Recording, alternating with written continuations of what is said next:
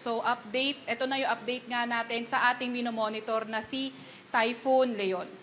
Ito yung ating latest satellite image. So itong si Leon kanina alas 4 ng hapon, nasa may layong 505 kilometers silangan ng Tuguegarao City, Cagayan. Ito ay nagtataglay ng lakas na hangin na 150 kilometers per hour malapit sa sentro at bugso na abot sa 185 kilometers per hour. Kumikilo sa direksyong Kanluran, Hilagang Kanluran sa bilis na 10 kilometers per hour. And nakita nga natin na mostly ang apektado nitong si Leon ay yung mga nasa area ng Northern Luzon, pati na rin sa may silangang bahagi ng Luzon, pero yung kanyang trough or extension ay posibleng umabot hanggang sa Visayas area. Kaya lagi tayo mag-antabay ng mga ilalabas na update ng Pag-asa.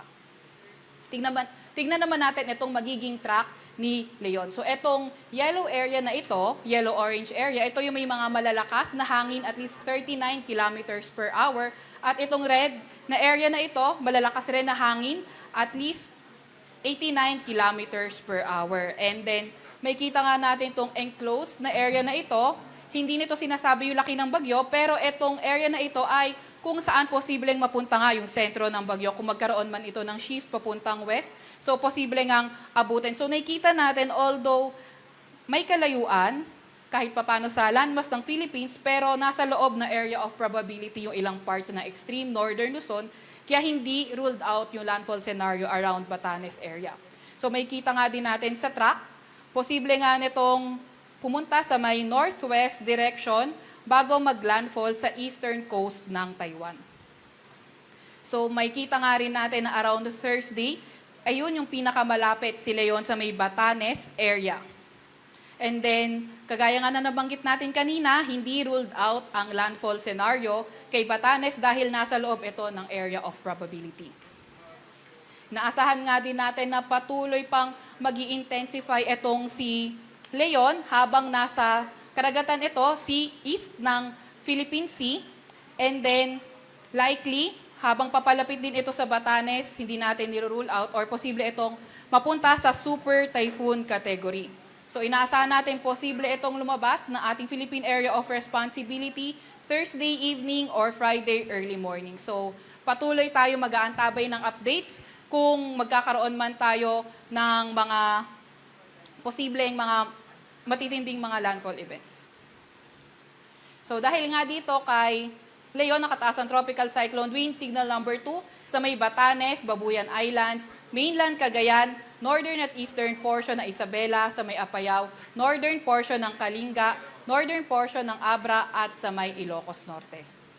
Signal number 1 naman sa nalalabing bahagi ng Isabela sa may Quirino, nalalabing bahagi ng Kalinga, Mountain Province sa may Ifugao, Benguet, nalalabing bahagi ng Abra, Ilocos Sur sa may La Union, eastern portion ng Nueva Ecija, sa may Aurora, northern at eastern portion ng Quezon, kabilang ng Polillo Islands, sa may Camarines Norte, Camarines Sur, sa may Catanduanes, Albay, northern portion din ng Sorsogon.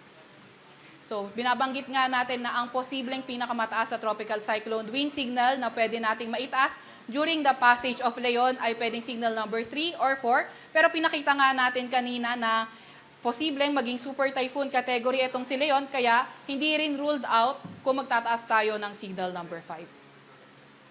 Meron din naman tayong nilabas na heavy rainfall warning or meron tayong nilabas na weather advisory kanina alas 5 ng hapon. Ngayong hapon hanggang bukas ng hapon, asahan natin intense to torrential rains more than 200 mm sa Batanes at Cagayan, kabilang na ang Babuyan Islands. Heavy to intense 100 to 200 mm of rain sa may Ilocos Norte, Apayao, Isabela, Occidental Mindoro at Antique. Samantalang moderate to heavy rains ngayon hanggang bukas ng hapon sa Ilocos Sur, Abra, Kalinga, Calamian Islands, Romblon, Negros Occidental at Aklan. Then by tomorrow afternoon hanggang Thursday afternoon, intense to torrential rains, Batanes, Cagayan, kabilang ng Babuyan Islands at Occidental Mindoro. Heavy to intense rains sa may Ilocos Norte, Ilocos Sur, Apayao, Isabela, Calamian Islands at Antique, samantalang moderate to heavy rains sa may Abra, Bataan, Bulacan, Rizal, Laguna, Cavite, Batangas, Romblon at sa may Aklan. Thursday afternoon to Friday afternoon, intense to torrential rains sa Batanes at Babuyan Islands, samantalang heavy to intense rains sa mainland Cagayan, Calamian Islands at Occidental Mindoro. Moderate to heavy rains naman sa may Ilocos Norte, Zambales, Bataan, Cavite, Batangas, Romblon, pati na rin sa may Antique. Asahan din naman natin yung mga bugso ng mga malalakas na hangin ngayong araw sa may Bataan, Metro Manila, Calabarzon, Mimaropa, Bicol Region, Visayas, Dinagat Islands, Surigao del Norte at Camiguin. Bukas naman sa may Bataan, Metro Manila, Calabarzon, Mimaropa, Bicol Region, malaking bahagi ng Visayas at Dinagat Islands. At sa Thursday sa may Aurora, Quezon, Mimaropa, Bicol Region at sa may Dinagat Islands.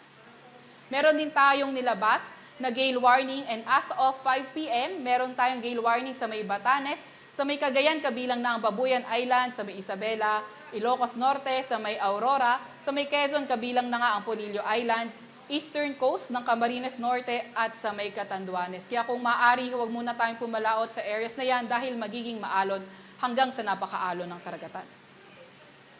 Meron din naman tayong nilabas na storm surge warning. So, nilabas to kanina alas 2 ng hapon kung saan may storm surge warning tayo sa may Batanes at Cagayan area. So, advice natin sa mga communities na nakatira sa low-lying coastal communities ay manatiling malayo sa coast or sa beach, cancel all marine activities, and palagi pa nga rin maki-update sa mga ilalabas na mga advisory ng Pag-asa.